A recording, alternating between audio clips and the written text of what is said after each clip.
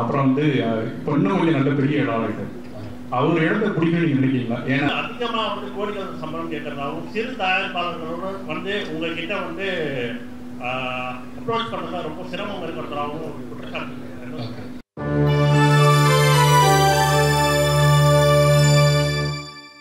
Sir இந்த சின்ன திரையில இருந்து தான் பெரிய திரைக்கு வந்து பெரிய ஆளானாரு சிவகார்த்திகேயன்.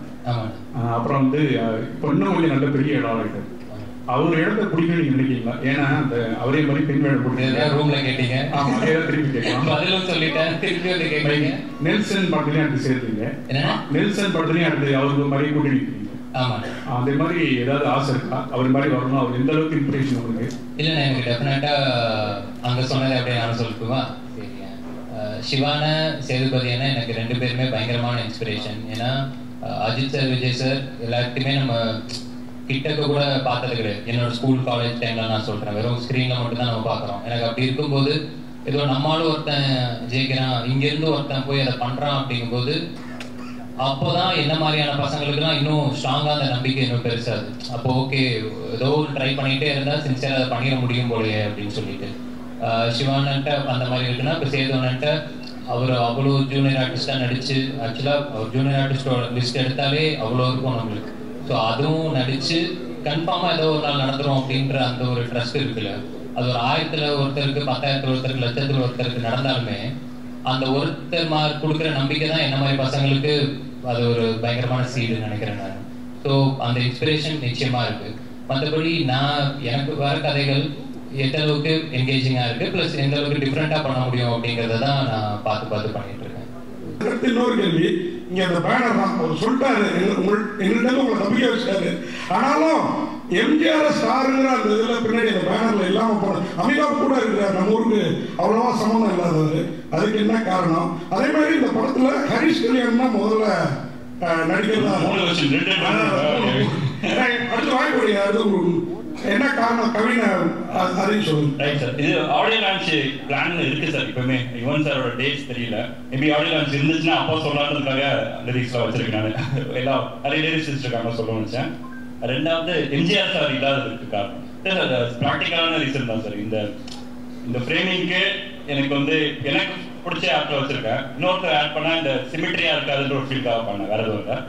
மூணாவது ஹரிஷ் கலாமுக்கு நன்றி சொல்லணும் சார். நான் லைக் காரணங்கள் வேற காரணங்கள் சார், ப்ராக்டிக்கலான ரீசன்ஸ் தான். பட் ஸ்டில் அதை ஸ்போர்ட்டிவா எடுத்து சப்போர்ட்டிவா இருந்ததுக்காக ஹரிஷ் கலாமுக்கு நன்றி சொல்லணும் சார். கவின், வாழ்த்துக்கள். பொதுவாக வந்து லேடிஸ் கிட்ட போடும்போது ஒரு யாரையாவது ஒரு ரெஃபரன்ஸ் எடுத்துக்குவாங்க. கமல்ஹாசன் வந்து அவங்க அம்மாவை எடுத்துக்கிட்டாங்க சொன்ன மாதிரி. இந்த படத்துல அந்த கெட்ட போடும்போது யாரையாவது ரெஃபரன்ஸ் எடுத்துக்கிட்டாங்க? சோப்ரா. ஓகே, சொல்லுங்க. சந்தானம் சார் போட்டிருப்பார்ல, அதுதான். ஏன்னா இந்த படத்துல வந்து இப்போ சிவானா ரெமோல பண்ண மாதிரியோ இல்ல வந்து கமல் சார் அபய் சண்முகில பண்ண மாதிரியோ ஒரு பொண்ணாவே நடிச்சு நம்ப வைக்கிறது மாதிரியான இது கிடையாது. அது சின்னதா காலேஜ்ல பசங்க பண்ற ஒரு கலாட்டா மாதிரி. ஸோ எனக்கு என்னன்னா அந்த கலாட்டாவை பார்க்கும்போது சந்தானம் சார் எக்ஸ்ட்ராடனரியா அதில் ஒன்று பண்ணியிருப்பாரு. நிச்சயமா அதை வந்து இப்போ இதுக்கப்புறம் யாராலுமே பீட் பண்ண முடியுமான்றது தெரியல. அந்த மாதிரி முடிஞ்சா ஜாலியா ஒன்று ட்ரை பண்ணலாமே அப்படின்னு அப்படி எடுத்து பண்ணது. எங்களுக்கு என்ன தோணுச்சுன்னா, ஒரு அந்த கெட்டப்ல ரொம்ப அழகா இருக்கிற பொசிஷன்ஸ்லாம் ஐஸ்வர்யா ராஜேஷ் மாதிரியும், கொஞ்சம் சேட்டை பண்ற பொசிஷன்ஸ்லாம் அரதான் இங்கிலீஷா மாதிரி இருந்தது. 2 பேரும் சேர்ந்த கலவை மாதிரி. பரவாயில்ல, 3ஆவது ஒன்று இருந்துச்சு, நானும் பார்த்தேன் சோசியல் மீடியால. வாழ்த்துக்கள். Santhanam reference super.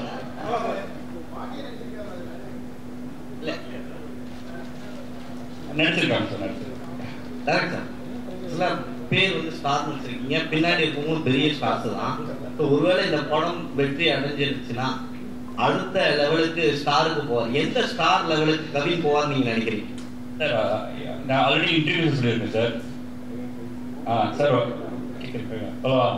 As an ஆக்டரா சார், ஆஸ் அன் ஆக்டரா ஒரு டாப் 5 இருப்பாருன்னு நான் பிலீவ் பண்றேன்.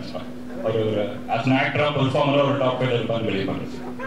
கவின் சார், ஒரு 2-3 நாளா அந்த லேடிஸ் கெட்டப்ல இருந்திருக்கீங்க, உங்களுக்கு எப்படி ஃபீலா இருந்தது? பெண்களுக்கு வந்து என்னென்ன கஷ்டம்? பயங்கர கஷ்டம். நான் அன்னைக்கு ஸ்டேஜுக்கு வந்ததுமே ஏதோ இவங்களோட அசிஸ்டன்ட் ஒரு அக்கா வருவாங்க, அவங்க எல்லாத்தையுமே வந்து நீங்க எல்லாம் தெய்வம் அப்படின்ற அளவுக்கு நான் சொல்லிட்டேன். ஏன்னா நிஜமாவே ரொம்ப சங்கடமா இருந்துச்சு. இப்போ இதுவே எனக்கு தெரிஞ்சு இந்த டிசைனை உங்களுக்கு உள்ள குத்தும்னு நினைக்கிறேன். ஆனா காமிச்சிக்காம சிரிச்சுக்கிட்டே இருக்காங்க பாத்தீங்களா, அதுவே ஒரு தனித்திறமை. எனக்கெல்லாம் அன்னைக்கு வந்து முடிச்சுட்டு போறேன், ஃபுல்லா அந்த அப்படியே தேஞ்சா ஒரு மாதிரி இருக்குல்ல, அந்த ஜிமிக்கியா ஏதோன்னு சொல்லுவாங்கல்ல, அந்த பேட்டர்ன் போல அதை அப்படி கொடுத்துருந்தாங்க பயங்கரமா நம்ம காஸ்டியூம் டிசைனர். சரி, அதெல்லாம் ரொம்ப ரொம்ப கஷ்டம்ங்க.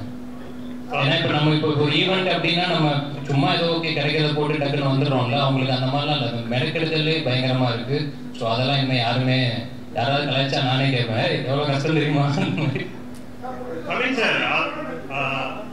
என்ன உங்களுக்கு மைக்கே தேவையில்ல போல சொல்லுங்க. அதிகமா வந்து கோடிக்கணக்கான சம்பளம் கேட்கறதாகவும் சிறு தயாரிப்பாளர்களோட வந்து உங்ககிட்ட வந்து அப்ரோச் பண்றதா ரொம்ப சிரமம் இருக்கிறதாகவும் குற்றச்சாட்டு. அதுக்கு பதில் சொல்லணுமா? அதுவும் நான் அந்த ரூம்லேயே சொல்லியிருந்தேன், திரும்பவும் நீங்க கேட்குறீங்க. இப்போ வந்து நம்ம நடிச்சிருக்கோம் ஒரு படம், இந்த படம் டெஃபினட்டா டிபேட்டபிள் அப்படின்னு நான் நினைக்கிறேன். அட் தி சேம் டைம் இங்கே சம்பளம் டிபேட்டபிளா அப்படிங்கிறது எனக்கு தெரியல. டிபேட்டபிள் யாருக்கு அப்படின்னா எனக்கும் ப்ரொடியூசருக்கும். அட் தி சேம் டைம் நம்ம ஏதோ கேட்குறோம் அப்படின்றதுக்கான யாரும் கொடுத்துடவும் மாட்டாங்க, அப்படி ஒரு விஷயம் கிடையவும் கிடையாது. இப்போ நீங்கள் எந்த பத்திரிகையில் வேலை செய்கிறீங்கன்னு எனக்கு தெரியல. ஐ மீன் இல்லைண்ணே, எனக்கு என்ன, நீங்கள் இப்போ இதுக்கு முன்னாடி ஒரு இடத்துல வேலை செஞ்சுருப்பீங்க, அங்கேருந்து இன்னொரு இடத்துக்கு நீங்கள் வேலை பார்க்க போகும்போது டெஃபினட்டாக நம்ம அதே சம்பளத்துலையோ இல்லை அதே அமௌண்ட்டையோ நம்ம இது பண்ண மாட்டோம். நிச்சயமாக நம்ம ஒரு சேலரி ஹைக் அப்படின்ற மாதிரி நம்ம கேட்டு போவோம். அதையும் நம்ம தீர்மானிக்க முடியாது, நம்மளோட ப்ரீவியஸ் சம்பளம் தான் தீர்மானிக்கும். இப்போது நான் வந்து கணக்காலம் ஒரு சீரியல் நடித்தேன், அதில் என்னோட சம்பளம் ஸ்டார்டிங்கில் 1000 ரூபாய். சீரியல் முடிச்சு நான் ஒரு 5-6 வருஷம் எக்ஸ்பீரியன்ஸ்க்கு அப்புறம் எனக்கு அதோட சம்பளம் 6000 ரூபாய். ஸோ அந்த 6000 ரூபாய் தீர்மானிக்கிறது 3000, 3000 தீர்மானிக்கிறது 1000, இப்படி தான் இருக்கு. ஸோ சம்பளம் அப்படிங்கிறது இன்னைக்கு வந்து நம்மளோட படம் எந்த அளவுக்கு பண்ணுதோ, அந்த மார்க்கெட்ல எப்படி நடக்குதோ அதுதான் தீர்மானிக்கிறதே தவிர என் தனிப்பட்ட இதில் யாருமே தீர்மானிக்கிறது கிடையாது. ப்ளஸ் என்னால் படம் வந்து இதுதான் எனக்கு 4வது படம். இந்த 4வது படமே வந்து பார்த்தீங்கன்னா இது எனக்கு முடிக்கிறதுக்கு வந்து இப்போ லிட்டரா 1 வருஷம் அப்படிங்கிற மாதிரி ஆகிருக்கு. இந்த காரணங்களுக்காகவே நான் வந்து சில இடங்கள்ல நோ சொல்லியிருக்கேன்.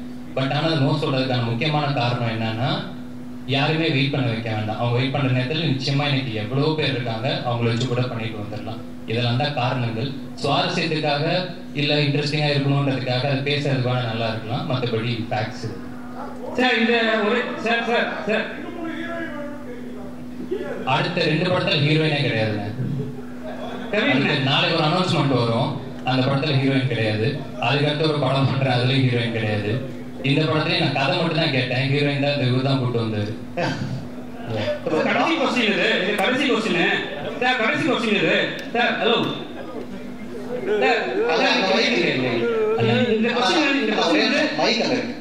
இந்த கொஸ்டின் வந்து டைரக்டர் இருந்தாலும் சரி, ஹீரோ இருந்தாலும் சரி, யாரும் பதில் சொல்லலாம். சரிங்களா? கபில் ஸ்டார், ஏன்னா எப்பவுமே வந்து ஒரு படத்தோட ஹீரோ வந்து ஒரு பேச்சு சொல்லி ரஜினியின் டெய்லர் அப்படிதான் வரும். இது என்ன கபில் ஸ்டார் யாருக்கு மென்ஷன் பண்றீங்க, யாருக்கு குறிப்பிட்டு சொல்ல வர்றீங்க? அதுக்கப்புறம் வந்து 2 ஹீரோயின், ஒரு ஹீரோயினை சமாளிக்கிறது பெரிய விஷயம். சரிங்களா? புது ஹீரோயின் ஒரு தமிழ் தெரியல, எப்படி சமாளிச்சீங்க? 2 பேரும் யாருக்கும் சொல்லலாம். நேக்க டைரக்டர் மை கொடுத்தாரு. எவ்வளவு நேக்காலாம் பேசிருக்கலாங்க, அது கிடையாது. அவரோட கால் தானே, அவர் தான் சொல்லணும். ஸ்டாரிங் கவின் போட்டுப்போம் அப்படின்னா இதுல நடிக்கிறாருன்றதா இருக்கும். இந்த படத்துக்கு அந்த வார்த்தை யூஸ் பண்ணா ஒரு மாதிரி வார்த்தை விளையாட்டு மாதிரி அழகா இருந்துச்சு, அந்த ரீசனுக்காக போட்டோம். ஹீரோனை சமாளிக்கிற அது வந்து அந்த கொஸ்டின்ஸ் எனக்கு அது உடன்பாடு இல்லை. ஏன்னா பாத்தீங்கன்னா அவங்களுமே அவங்களோட பெஸ்ட் கொடுக்கறதுக்கு அவ்வளவு ஹார்ட் ஒர்க் பண்ணி ப்ரொஃபஷனலா டெலிவர் பண்ணி கொடுத்தாங்க. சோ சமாளிக்கிறதுக்கான வேலைகள் எதுவும் இல்லை. சார் என்னன்னா 2 ஹீரோயினாவே நீங்க கேட்டது இன்னொரு நான் ஆடடாவே நான் சொல்லிடுறேன். அவங்களுக்கு இப்போ இவங்களுக்கு டெஃபினட்டா தமிழ் தெரியாதுண்ணே, பட் ஆனா அவங்களுக்கு தமிழ் தெரியல அப்படிங்கிறது வந்து ஸ்பாட்ல நாங்க யாருமே ஃபீல் பண்ணல. உச்சரிப்பு அதெல்லாம் பிரச்சனை இருக்கும், இல்லாம கிடையாது. பட் ஆனா அவங்க ஒரு பெரிய 40 pages ரூல்டு நோட் ஒன்று வச்சிருக்காங்க. சீன் பேப்பர்ல என்னெல்லாம் போகுதோ அதை வந்து அவங்களுக்கு டிரான்ஸ்லேட்டர் ஒருத்தருக்கு வந்து அவங்க அதை தமிழ்ல இப்போ நம்ம தங்கிலீஷ்னு சொல்லுவோம் இல்லையா, அது அவங்களோட புரிதலுக்கு ஏற்ற மாதிரி அவங்க அதை மாற்றி இங்கிலீஷ்ல எழுதி அந்த தமிழுக்கு மாற்றி அதெல்லாம் பண்ணிட்டு தான் அவங்க வருவாங்களே செட்டுக்கு. ஸோ இந்த மாதிரி எல்லாருமே அவங்களோட வேலை செய்கிற இடம் தானே இது. ஸோ அந்த டெடிகேஷனோட சின்சியராக தான் எல்லாருமே வேலை பார்த்துருக்காங்க. சூப்பர், ரொம்ப ரொம்ப நன்றி, தேங்க்யூ ஸோ மச். ஸோ இத்துடன் இந்த விழா, இந்த சந்திப்பு இனிதே நிறைவடைகிறது. Thank you so much. May 10th world wide release star. நான் எல்லாருமே